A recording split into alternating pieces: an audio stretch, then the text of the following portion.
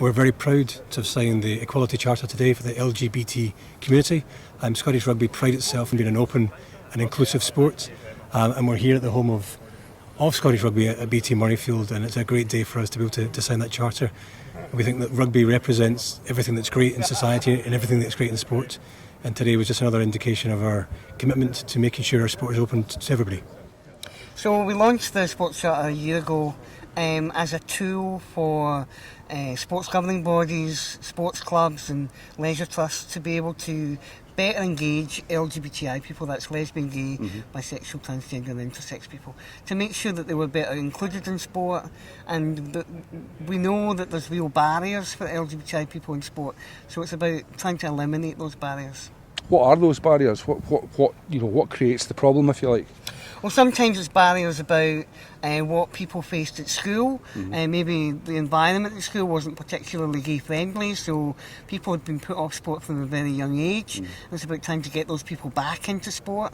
For other people, it's about the environment that some, in big football grounds or rugby grounds, there can be, a lot of banter and a lot of chatter around. Sometimes that can be quite homophobic.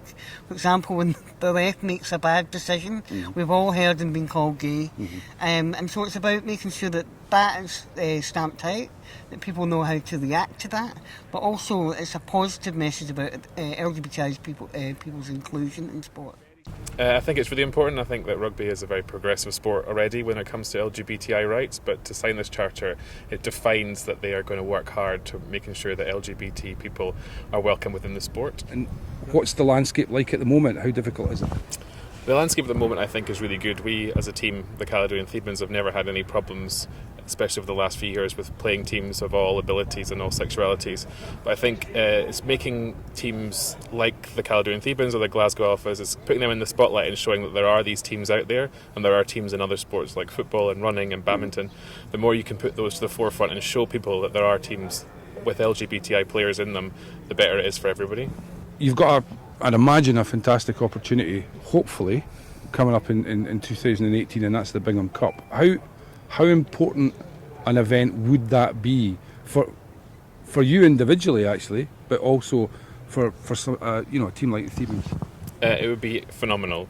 There has never been a gay rugby tournament of an international level held in Scotland before, so it would be a first for the country, and it'd be bringing 1,500 people from around the world to celebrate how wonderful Scotland is when it comes to rugby, and our beautiful stadium and our wonderful grounds. But it would be showing again the people of Scotland that we have LGBTI teams, and we have two wonderful gay rugby teams here in Scotland who are playing really, really good rugby and are passionate about the sport. Again, we're very proud to have been partnering with the Thebans as they bid to host effectively the Rugby World Cup of the LGBT community, the Bingham Cup, and we think we've got something very special to offer that bid. We've got the National Stadium. This would be the first time in history that the Bingham Cup was held in a national stadium, and we think this would be a fitting backdrop to what would be a super tournament. So we're working with partners here and within the sort of Team Scotland bid to do everything we can to try and secure that bid.